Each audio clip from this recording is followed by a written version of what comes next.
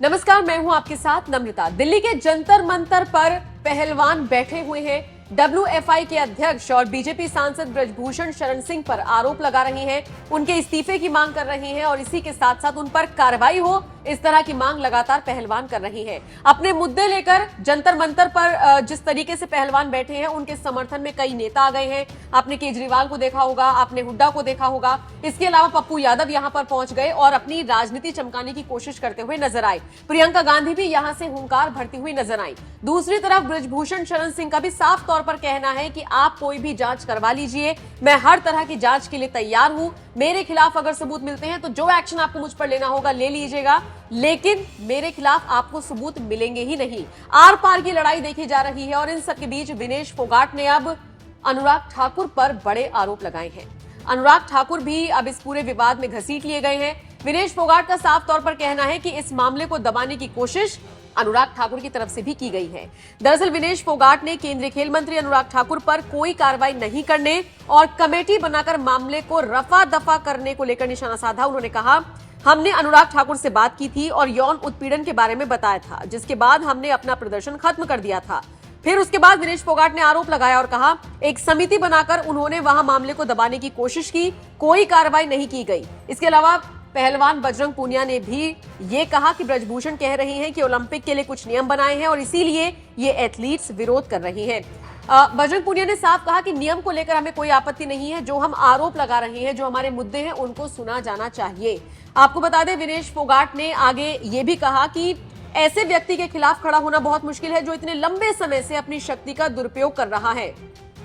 पहली बार जंतर मंतर पर विरोध शुरू करने से पहले पहलवानों ने एक अधिकारी से मुलाकात की थी, लेकिन उसके बाद कोई भी कार्रवाई अब तक नहीं हुई है। खेल मंत्री अनुराग ठाकुर पर भी निशाना साधते हुए विनेश फोगाट ने साफ कहा, कोई एक्शन नहीं लिया गया, बल्कि मामले को दबाने की कोशिश की गई है। कुल मिलाकर देखा जाए तो पहलवानों का ये जो आंदोलन है, ये दिन पर दिन आगे बढ़ता जा रहा है और आरोप प्रत्यारोप का सिलसिला लगातार जारी है। और सबसे बड़ी बात, पहलवानों के बहाने तमाम विरोधी दल अपनी राजनीतिक रोटियां सेक रहे हैं और इसी मंच से देश के प्रधानमंत्री नरेंद्र मोदी को ललकार रही है। हालांकि इस पूरे विवाद पर ब्रजभूषण शरण सिंह का क्या कुछ कहना है, उनके बयान के साथ आपको छोड़े जा रहे हैं। आप इस पूरी खबर को लेकर क्या राय रखते हैं, कमेंट बॉक्स में अपनी राय हमें जरूर दीजिए।